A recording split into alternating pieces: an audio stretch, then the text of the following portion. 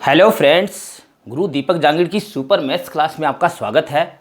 दोस्तों, हमने लाभ हानि के 3 वीडियो बना दिए हैं और हम अगला और लास्ट पार्ट देखते हैं, चौथा पार्ट लाभ हानि का।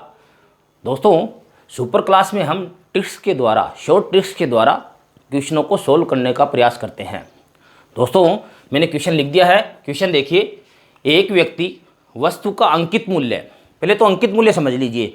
अंकित मूल्य वस्तु के ऊपर जो मूल्य लिखा रहता है, जैसे इस पेन के ऊपर 15 रुपये लिखा हुआ है तो ये इसका अंकित मूल्य है। क्रय मूल्य से, क्रय मूल्य हो गया खरीदने का मूल्य है। अंकित मूल्य को हम अंग्रेजी में मार्क्ड प्राइस कहते हैं, एमपी। क्रय मूल्य को कॉस्ट प्राइस, सीपी।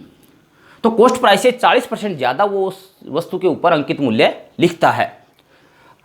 उसके बाद वह ग्राहकों को 25% बट्टा देता है। दोस्तों, यहाँ पे गौर कर लीजिए अच्छी तरह से, बट्टा हमेशा एमपी पे ही, मार्केट प्राइस है उसी के ऊपर दिया जाएगा। और तोलते समय लेकिन वो बेईमानी करता है। 1 किलो के स्थान पर वह 800 ग्राम ही तोलता है। तो उसका प्रॉफिट या लॉस है वो प्रतिशत में ज्ञात करना है। दोस्तों, सोल्व करते हैं इसे।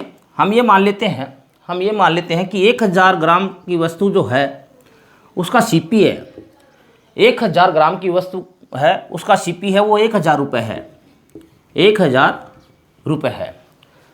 दोस्तों, अब हम देखते हैं मार्केट प्राइस, अंकित मूल्य जो है वो 40% क्रय मूल्य से, सीपी से 40% ज़्यादा। तो यहाँ पे हम एमपी लिख देते हैं, मार्केट प्राइस अंकित मूल्य। 1000 का 40% निकाल लेते हैं, 1000 गुणा 40/100, 400 हो गया। दोस्तों, 400 बढ़ा के लिखेगा तो मार्केट प्राइस हो गया है 1400 रुपये। ओके, क्लियर है यहाँ तक। अब इसके बाद में हम देखते हैं सेलिंग प्राइस यानी बेचने का प्राइस। यहाँ पे हम ये देखते हैं कि वो 25% का बट्टा दे रहा है। और दोस्तों, मैंने बताया बट्टा है वो सदा ही मार्केट प्राइस के ऊपर दिया जाता है। 25% दे रहा है तो उसका 25% निकाल देते हैं। 1400 गुणा 25/100, 25 को 14 से गुणा कर देते हैं, 25 ढाई 250, 25 ढाई 250, 25 के 100, 350। दोस्तों, 350 रुपये का इसने बट्टा दे दिया है, 350 रुपये। तो सीधी सी बात पड़ी है, इसकी सेलिंग प्राइस है। मार्केट प्राइस में से यदि बट्टा कम कर दे तो सेलिंग प्राइस आ जाएगी। सेलिंग प्राइस हो गई इसकी 1050 रुपये। 1400 में से बट्टा जो है 350 का वो हमने निकाल दिया है, तो सेलिंग प्राइस हो गई है 1050 रुपये। दोस्तों, अब हम बात करते हैं कि वो तोलते समय 900 की 1 किलो की बजाय 800 ग्राम काम में लेता है। तो यहाँ पे उसने 800 ग्राम जो वस्तु है वो इसने 1050 रुपये में बेच दी है। ये बात आपको समझ में आ गई होगी। अब दोस्तों, हमें लाभ या हानि प्रतिशत निकालने के लिए इन दोनों को बराबर कर देना है। इन दोनों को बराबर करें तो सबसे सरल ये है कि जितना भी कटता है वो काट देते हैं इनमें से। जैसे 1000 और 800 है, इनको बराबर करना हमें, तो सबसे पहले 2 जीरो से 2 जीरो काट दिया, 2 पंजे 10, 2 चौके 8, 5 और 4 आ गया है। उल्टा गुणा कर देंगे, 4 से इसको, 5 से इसको, पूरी समीकरण गुणा होगी पूरी दूरी तक।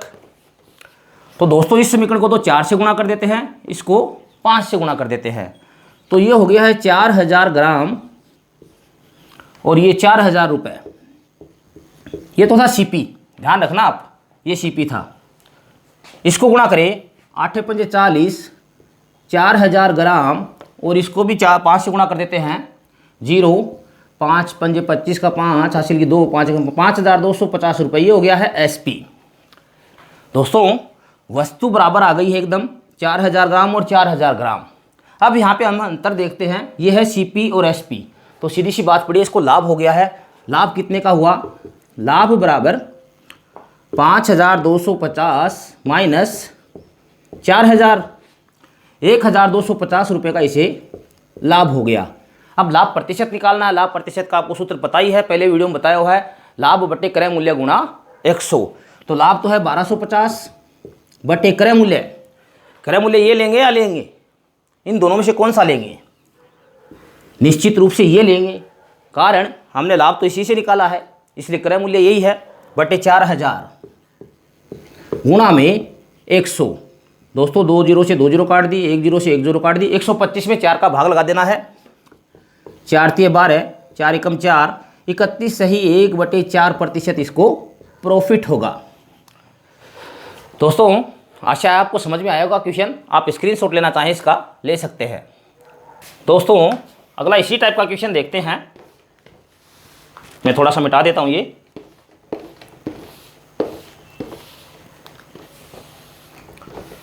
यहां पे अगला क्वेश्चन देखिए, थोड़ा सा चेंजमेंट कर देते हैं इस क्वेश्चन में और अलग टाइप का थोड़ा सा। यहां पे हम ये मान लेते हैं कि जो व्यक्ति है वस्तु का क्रय मूल्य अंकित मूल्य है वो क्रय मूल्य से ये मान लेते हैं 30% ज़्यादा लिखता है, और बट्टा जो है वो मान लेते हैं कि वह 10% बट्टा देता है। यहाँ पे थोड़ा सा चेंज करते आगे देखिए। यहाँ पे वो खरीदते समय थोड़ा सा चेंज है पहले वाले क्वेश्चन की तुलना में। खरीदते समय 1100 ग्राम, खरीदते समय 1100 ग्राम तथा बेचते समय 900 ग्राम मान लेते हैं। 900 ग्राम तोलता है, तो उसका लॉस या प्रॉफिट परसेंट में फाइंड करना है। लॉस या प्रॉफिट उसको कितना हुआ।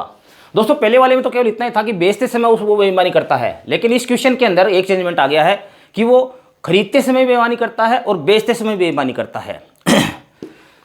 तो इसे सोल्व करते हैं हम। वैसे ही मानेंगे कि सबसे पहले 1000 ग्राम का 1000 रुपये, ये मान लेते हैं कोई वस्तु 1000 ग्राम की है, उसका सीपी जो है वो 1000 रुपये है।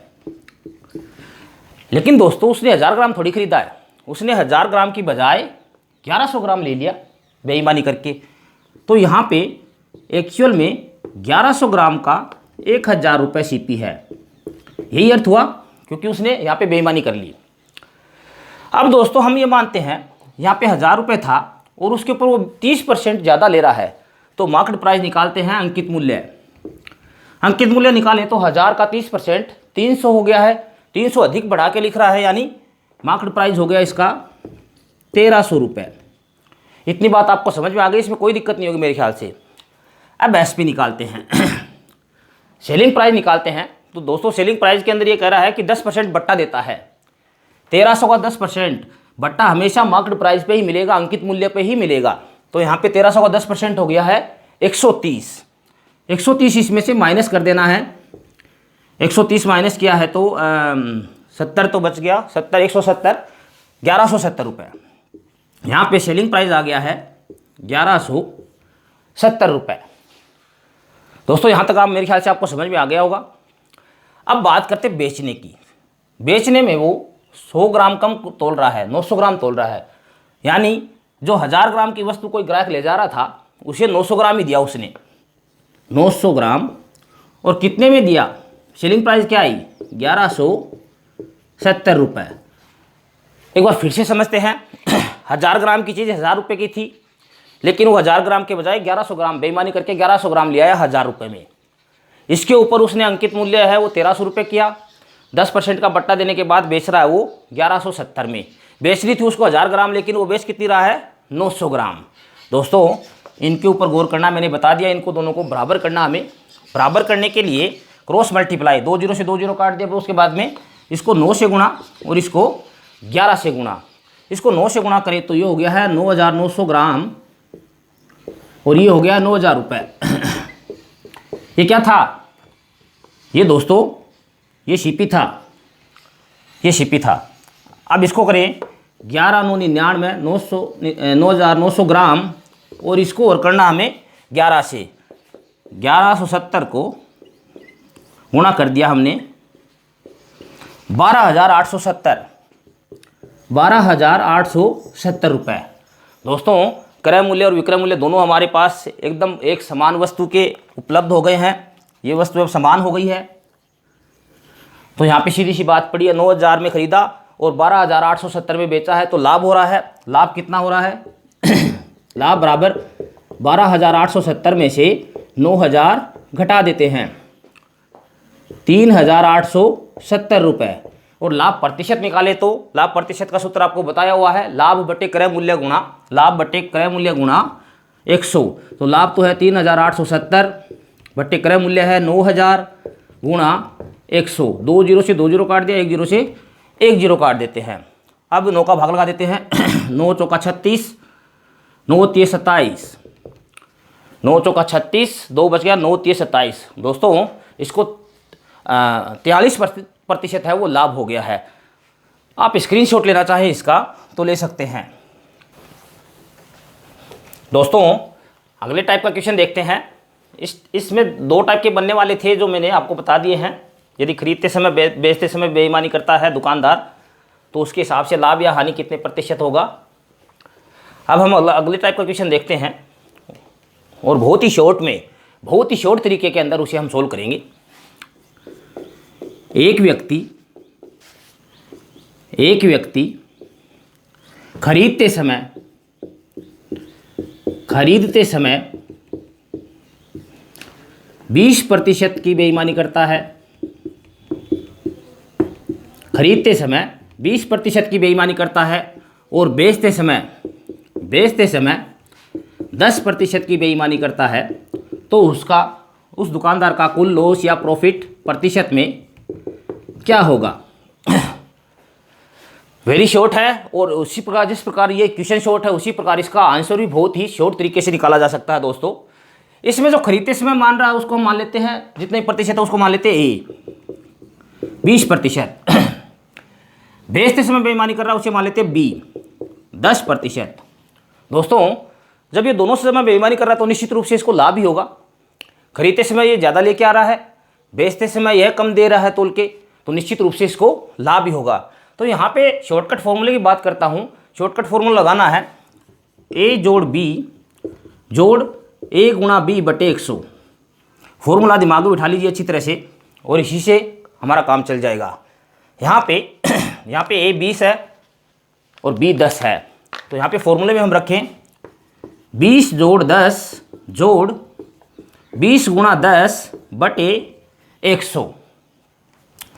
दोस्तों ये हो गया 20 और 10 30 और ये 1 जीरो से 1 जीरो 1 जीरो से 1 जीरो 2 एकम 2, कुल मिला के 32% इसको प्रॉफिट होगा। दोस्तों मेरे दोस्त कई बार क्या करते हैं, थोड़ा सा मैं बता देता हूँ मिस्टेक कहाँ होती है। यहाँ पे ये मान लीजिए 10% है। अब इसे सोल्व करना चाहें हम, इसे भूल जाइए एक बार, हम अब इसे सोल्व करना चाहें तो मेरे दोस्त क्या करते हैं 10 जोड़ 10, ये तो ए जोड़ बी हो गया है, जोड़ ए गुणा बी 10 गुणा 10 बटे 100। यहाँ पे सोचते हैं 1 जीरो से 1 जीरो कट गया, 1 जीरो से 1 जीरो कट गया, 10 और 10 20%। दोस्तों 1% को भूल जाते हैं क्योंकि यहाँ पर 100 एकम 100, यदि ये ऊपर वाला 100 हो गया है तो 100 से 100 में भाग लगाया 1, 20 और 1 यहाँ पे क्या होगा 21%। आप इसका स्क्रीनशॉट लेना चाहें सूत्र का तो ले सकते हैं। दोस्तों अगले टाइप का क्वेश्चन देखते हैं। मैं जल्दी से इसको मिटा के लिख देता हूं। एक व्यक्ति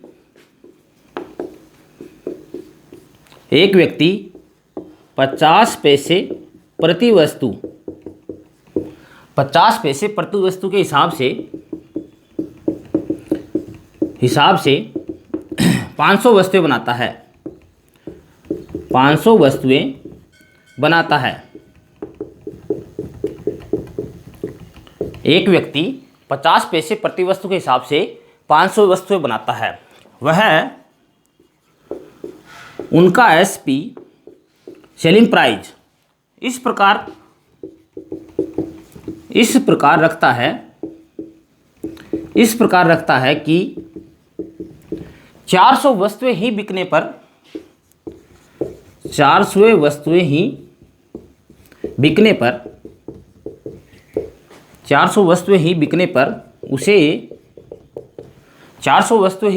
उसे 40% का लाभ हो।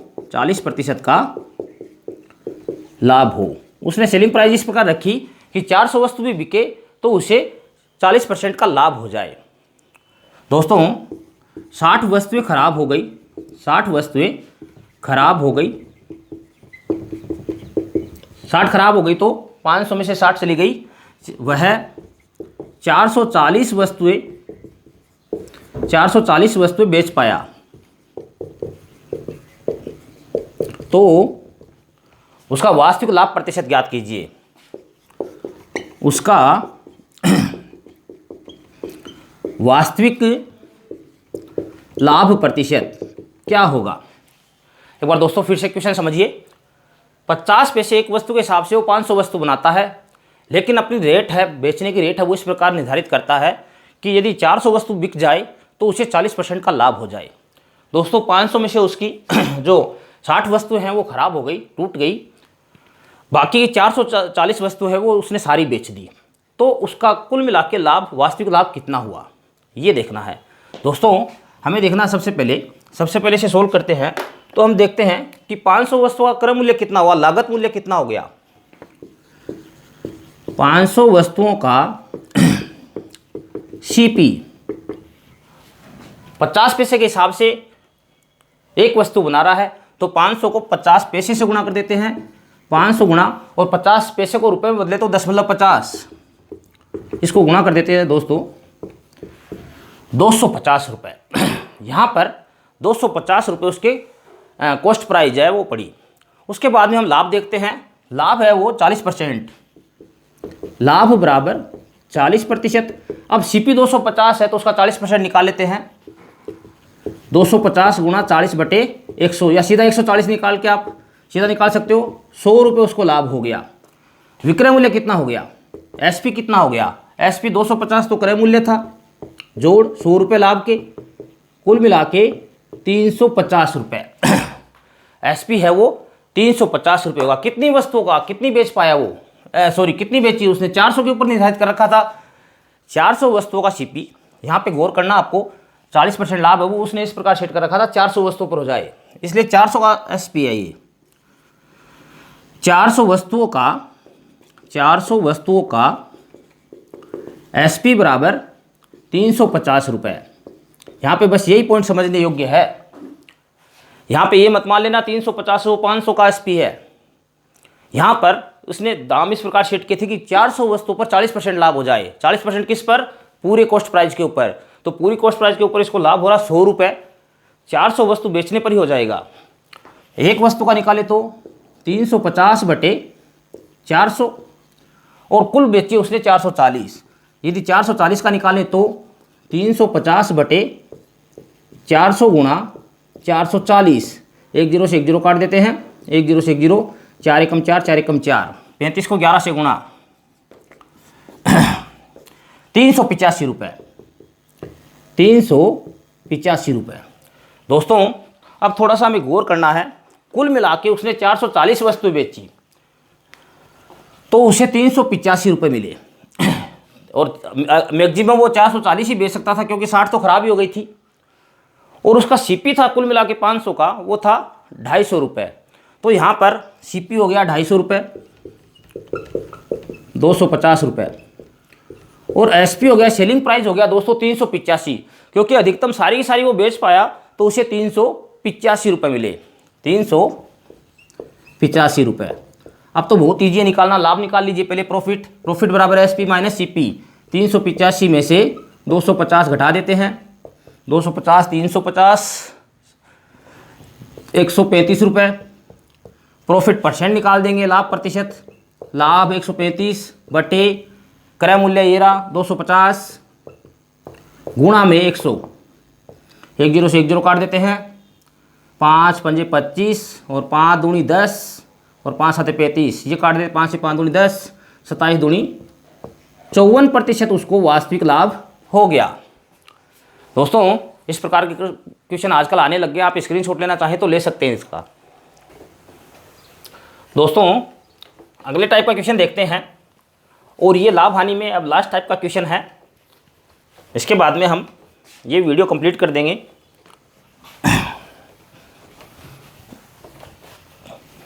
यहाँ पे दोस्तों एक दुकानदार है, वो 2500 रुपये सीपी में कुछ वस्तुएं खरीदता है,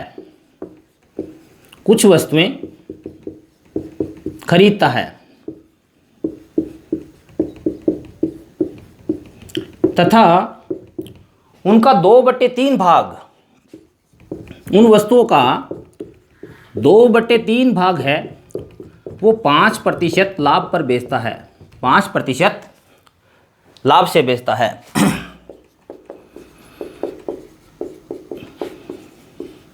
अब शेष जो वस्तु बच गई है, शेष वस्तुएं कितने लाभ पर बेचे, कितने लाभ पर बेचे, कितने लाभ पर बेचे कि कुल लाभ 12% हो जाए। क्वेश्चन को एक बार फिर समझिए।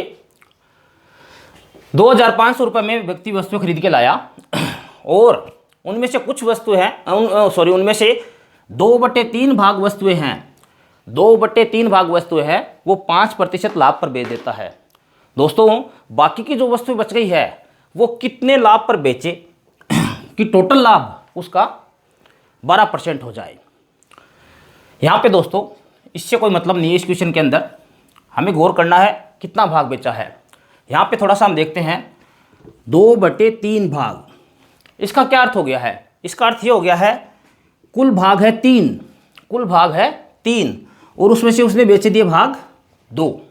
यहाँ पे गौर करिए जो हर होता है वो कुल भाग होता है, यहाँ पर कुल भाग है 3 और उसमें से उसने बेचे दिए वो ऊपर वाला हिस्सा अंश है जो 2।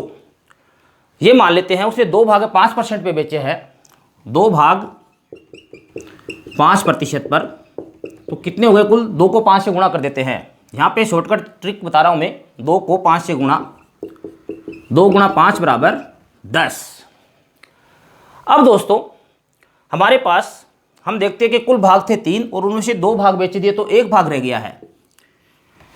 ये 1 भाग है वो कितने % पे बेचे कि उसको 12% का लाभ हो जाए। तो यहाँ पे हम लिख लेते हैं 1 भाग, हमें अभी लाभ का % पता नहीं है कि कितने पर बेचे।